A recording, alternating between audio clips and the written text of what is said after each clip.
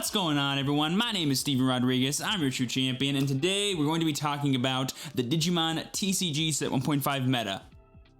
Again, because that is right, this meta is ever changing and there's so many new developments over the past couple of weeks that I just had to make an updated tier list talking about some of the coolest decks that are popping up in tournaments lately. Things like Yellow-Red Security Control, Ragna Megazoo, and all the new tech cards we're seeing in Red Omni and various other decks to try and combat these new decks that are popping up and taking over tournaments. I am super excited to talk about this new tier list. I'm really looking forward to seeing what happens next in this format, because we still have it for like another month, and who knows what's going to happen towards the end. If you guys are excited for the continuation of some awesome Digimon content, be sure to smash that like button, subscribe to the channel, and click that bell for notifications so you know when my videos go live for you. And by the way, we are doing this tier list live on my Twitch channel, twitch.tv/TrueChampionSteven. If you want to be a part of the crew like these amazing people and be a part of these tier lists or other videos, be sure to follow me over there. Link is down below. But without further ado, let's go ahead and talk about the tier list in case you haven't seen one before so that we understand what it is we're doing, and then get to ranking some Digimon decks. We have Tier 1. These are the best decks, the decks that are currently dominating most tournaments and being played the most. Beneath them, we have Tier 1.5 or fringe decks, as I like to call them. Basically, these decks are super awesome, but they're not being played enough, or there's like some glaring problem that's keeping them from being Tier 1. They can still take down tournaments, they can still do very well for you, especially if you know what you're doing and playing the game, but it might be a bit harder compared to using a Tier 1 deck. So just keep that in mind. These decks are still good, they're just not good enough to be considered the best decks. After Tier 1.5, we have Tier 2, where sort of 1.5 was like a step down from Tier 1. Tier 2 is kind of like a whole level down or a big jump from Tier 1. These decks are not played nearly as much as the other two tiers, but they're still good enough to the point where they can win games effectively or consistently, but unless like a bunch of people start playing them out of nowhere, they're not really going to see any huge jump in performance unless you're just like really committed to playing the strategy. And then finally, we have Tier 3. This is as low as I feel like I should go, because while all of these decks I'm going to talk about are seeing play and kind of winning events, especially at the local level, I feel like the worst I can kind of say is just, oh, if you fight against this, you're just going to hard lose, or if you fight against just this, you might hard win. The 1.5 meta is super matchup based, and so given the right tournament setting and given the right skill level of all the players you're playing with, I think almost any deck I'm going to talk about today can win events. It's just a matter of how consistently and like to what degree. Like if I take this to a regional, will it do really well, or if I take this to a local, will it do really well? That's going to be like the ultimate definer, I think, of how good you can judge each individual deck. With that being said, let's go ahead and start off by judging our very first deck, Allforce Veedramon. Now, while I am a gigantic fan of tamer-based strategies like Allforce, I feel like it's more suited for a slower-paced strategy like ShineGreymon, or a more control-focused strategy like ShineGreymon, and using your tamers to gain aggression is just wrong, because the tamers don't actually do much for you in this deck in terms of actually pushing the tempo for you. It just lets you get more consistency, and once you finally do get your Allforce, get that extra attack you need to finish the game. But the deck is really weak against removal, and removal right now is super prevalent, and so you have to just hide with your Allforce for like who knows how long, but when you are ready to bring it up, it just instantly dies because they have some kind of removal spell for it on the next turn. So I'm not a big fan of Allforce. I think too much is required for it to do well, and I feel like so many other things are just prepared for it and can just beat it anyway. So it's the first contender for Tier 3. Moving on, we have still my favorite deck in the 1.5 format. We have ShineGreymon Yellow. This is the kind of tamer deck I like, because you're building your resources with your tamers, and then you're using those resources to take away all of your opponent's resources and gain advantage from that. It's a super fun strategy. I feel like I'm playing a Pokemon deck when I play with this, and it's just so much fun. Now, I'm sure a lot of you guys are familiar with playing against Shine. It's not that fun, but when you're playing Shine, I promise you it's the best feeling in the world, and this deck is growing in popularity every single day, and for that reason I think it's a perfect contender for Tier 1. Starting off on both sides of the spectrum here in this tier list feels pretty good. Moving on, we have an interesting deck to talk about, and the reason why it's interesting is this is the first thing that I think drastically changes as a result of some of the other decks that are growing in the tier list. We have Black Greymon here. He's here to represent black blockers. So like think Craniumon, think Millenniumon, Toolbox, think just like good black cards shoved together in a deck. That's what this is. And thanks to the growing popularity of yellow-red security control, this deck actually gets a lot better because you just jam really powerful DP Digimon that can kind of linger on board and then beat your opponent down, while also having fun synergies with Craniumon and Millenniumon that are super good against the yellow-red control deck. And for that reason, for the first time ever, Black Blockers is actually in tier 2 because it's actually a really solid counter deck to a really popular and growing deck in the meta in yellow-red security control. So salute to you, my boy Craniumon. You earned your spot. Congratulations. Up next, we have Purple Metal Garurumon. He's sort of here to represent all purple decks as a whole, as he is the only purple card I had on my computer. But I will say that Purple Turbo Millie does play this card. Maybe Purple Rookie Rush could play it. There's a bunch of just like random purple decks that are popping up right now more and more, but I still think they're less popular comparatively to other decks in the format right now. So for that reason, I have to put them in tier 2 just for how much I play against this deck. But I do think the power is there. I do think the matchups are there for it to perform well if it sees a big enough amount of play. And with how good Millenniumon is as a card, any deck that can play it honestly gets way better in this format thanks to all the new control-y type decks popping up. So purple is in a good position. It's just a matter of, will people have the confidence to play purple? That's going to really dictate whether or not it goes up in the rankings of powerful decks. Speaking of Millenniumon here, you must be wondering why I have a Millenniumon picture when I just said Purple Turbo Millie. Well, Millenniumon is here actually to represent Mega Zoo, because in my opinion, the most powerful level 7 in a Mega Zoo deck is not Ragna, it's not Alteress, it's not Omni, it's Millenniumon. Millenniumon is so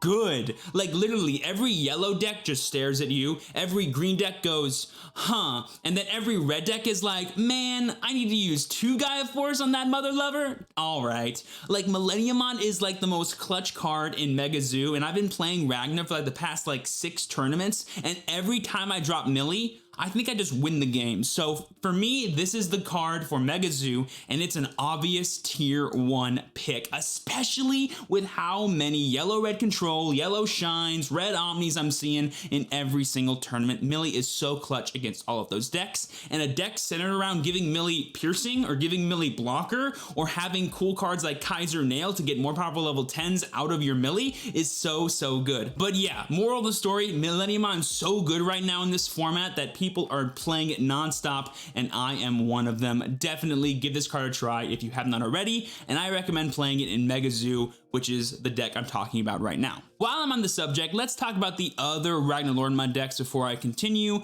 We have Red Ragna here in the form of Durandamon, and we have Black Ragna here in the form of Ragna Lordmon himself. Now, while I'm not the biggest fan of pure Ragna decks, I think they're fun, OTKs are cool, the amount of inheritables you can stack are really fun. I don't think they hold a candle to really powerful zoo-based strategies that utilize Ragna Lordmon, but people love playing Ragna Lordmon. It is probably one of the most popular decks right now, and for that reason, I think both of these decks go into tier 1.5 because they're not like horribly placed in the meta. I think they're kind of cool against Shine if played properly. I think they're really good against like green and other red decks as long as you have like some form of protection or way to spam your Ragnas, or just play it safe and high in the raising until you get a big one going. And of course, the popularity is there to the point where they're just being played a lot. Whether or not they're truly great is a matter of opinion and a matter of, well, what you play against and stuff. So I feel like that belongs in tier 1.5. They're not super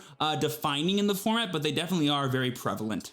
Moving away from the zoo decks, one of my new loves in the Digimon TCG, let's talk about an older love in Imperialdramon Blue. This is probably the best blue deck, or pure blue deck, I should say, in the Digimon TCG right now, because it's the one that I think utilizes the advantage properties of blue, but also has a really good aggressive option in using Imperial to create really powerful jamming combos. So it's good at consistently killing people, and it's pretty well placed given the prevalency of Shine and other zoo decks. But I will say, if the zoo decks get like a Ragna Lordmon on turn 2, it's just gonna lose. And with all the black blockers showing up, Imperial does not love that either. So I feel like given its matchup spread and given the overall vibe that blue has in the meta in general right now, I feel like it has to be top of tier 2. It's definitely strong, it's definitely good. It's just the question again of, do people have the confidence to take this deck to a bigger tournament where they run the risk of fighting against green, rookie rush, decks that they can't swing over with blockers, or just the occasional shine player that can still blow them out if they don't get super lucky and get their turn 4 or 5 kill. So yeah, Imperial is a weird one for me, but I think putting it at tier 2 seems fair. Moving on, we have yellow Kentaurosmon. The actual deck that this card is representing is actually Mastemon Kentaurosmon, because I feel like Mastemon as a whole is growing more and more in popularity as a tech card, and the best deck that actually utilizes Mastemon as more than just a 1 of or a 2 of is Kentaurosmon, for the extra aggression you get in the late game after stalling for a couple of turns with your Kents. And I feel like this is another deck that's really well positioned because of its matchup against yellow-red security control. But it's more of a direct counter versus just like a generic deck that gets better because it has this new matchup. So for that reason, I'm also putting it in tier 2, because if you did play this and got a little lucky in like a local tournament, you could totally take it down. But if you went to a bigger tournament, it could be a little shaky given the bad yellow shine, red Omni, and green matchup. Speaking of green decks, we have green Ceresmon, and I want to lead off by saying that something really crazy has been happening ever since the restriction back in April. I feel like every single day, more and more people are losing faith in what green can do, and I honestly do not understand why.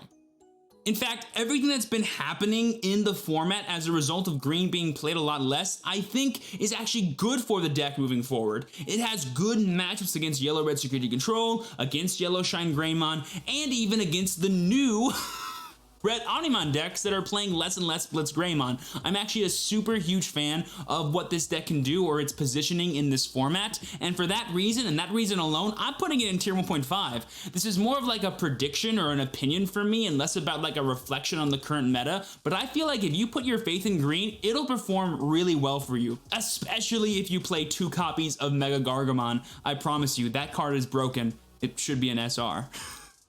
All right, now that brief rant about how great Ceres is moving forward in this meta, let's talk about another sort of questionable thing about this tier list, and that is Kresgarurumon. The only reason I'm including Kresgarurumon on this list is because later tonight I am building red Kresgarurumon and actually testing it out on stream. I'm actually looking forward to it, but I do feel like it's a bit of a stretch for me to say that it's actually a good deck in this meta, or at least a prevalent one. I do think though that Kresgarurumon actually is a useful tool for red decks to combat the growing yellow-red security control, because basically you get to build your board while also having a dude that can restand itself and not be swung back into, so it does need to eat a removal spell. Also, it gives red decks access to Millenniumon, which, like I said, is broken in this format. So I'm really excited to test this out tonight. I don't know how good it's going to be, so for that reason, I am going to put it in tier 3. Even though I want to be selfish and put it in tier 2, I will put it in tier 3 because I truly do not know how well it's going to do because I haven't personally tested it. But because it is actually seeing an increase in play as well as an increase in overall performance, I do think it's hopeful for me to think that it could be better than just tier 3, but for now, I'll be honest and put it there. So let's talk about the OG ruler of the format, and that is red Omni. Now, I'm going to do this off the bat, and then I'm going to explain myself. Red Omni's in tier 1.5. The reason I say red Omni is in tier 1.5, even though it is the 50-50, it is the consistency king at always doing well. It'll never let you down no matter what you play against. There's always going to be a way for you to win, etc., etc. I feel like given the ever-growing presence of control decks, this deck is in adapt or die mode. And for those people that are failing to adapt, they're dying. And for those that are trying to adapt, they're actually taking worse losses against other decks they were already bad or actually favored against, like Rookie Rush, or like ShineGreymon, or even like Mega Zoo. While I'm a huge fan of WarGreymon BT1 as a tech in red Omni, I don't actually think it does that well for you in an overall field. And so for that reason, I think red Omnimon decks are actually getting worse as this format goes on, and I think it's actually losing power and losing favorability in future events. So for those reasons, I'm putting it in tier 1.5 because I know it can still perform. I just think people are losing confidence in it, and even if it does show up, it loses to a lot of stuff or just really good players that are prepared for the matchup. I feel like it's just falling a bit short as the format grows and adjusts to it. Before I get into yellow-red control, the reason why we're here making this tier list, let's talk about Rookie Rush, because I do have some thoughts. The first is that originally Rookie Rush was probably one of the most well-placed decks in the 1.5 meta. It auto-winned against green, it had a really good Shine matchup, and it could pretty much beat Red Omni unless they drew the nuts. But as the format has evolved, it's gotten slower, it's gotten more mid-rangey, and decks are playing more blockers, they're playing more removal, and just overall, there's actual hard counters to Rookie Rush that are tier 1 decks like Mega Zoo or like Yellow Red Security Control. So I am not a huge fan of Rookie Rush's power, and I think a lot of other people, especially in bigger events, are playing it less and less, or at least they should be. So in my opinion, this deck has to be probably the best tier 2 deck because it is the best aggro deck, but it's definitely not the most consistent deck for actually topping events anymore. All right, the deck we are here to talk about, the reason this tier list and all of these meta changes have been happening, Yellow-Red Security Control. Where do I think it fits on the tier list? Well, given how kind of like crazy the deck is, the astronomical skill cap it has, and what I think is like the minuscule level of popularity it still has, I'm putting it simply on the bottom of tier 1, maybe even top of tier 1.5 you could say, but I'll put it bottom of tier 1 because I know people think it's like the strongest thing ever. So let me kind of explain my reasoning here. So firstly, I don't think Yellow-Red Security Control is as popular as people think it is. Really, only the people that like were messing around with it and testing it and sort of figuring out the deck list are the ones who are like committed to playing it, and only a few people have picked it up after that, myself included. So while I think the deck is really strong, it's not nearly popular enough to warrant being checked against in every single tournament you go to, especially at the local level. The second thing I want to say about the deck is the high skill cap that it has in terms of doing well. Because the deck is so weird, because there's no clear routes of advantage and consistency, it can kind of be hard sometimes to figure out how you're supposed to approach each matchup. And even the good ones like Rookie Rush or Shine or Red Ragna or Black Ragna can actually be difficult depending on A, what your opponent does, and B, how you respond to those things. So I feel like even though it is good at winning games and can just steal them out of nowhere, it can also lose them out of nowhere too. So you definitely have to be careful when you're playing this deck. With all that in mind, I do think the deck is super powerful, and I think the best trait it has is that it abuses the way people play Digimon and sort of forces them into awkward situations. Basically, if you don't attack me, I'm gonna get a bajillion security. If you do attack me, I'm gonna check a security card that just blows you out. So it's a very tough deck to sort of navigate against, and that is its biggest strength, is people just don't know how to play against it, or they don't know when they're actually ahead and can take advantage of the deck.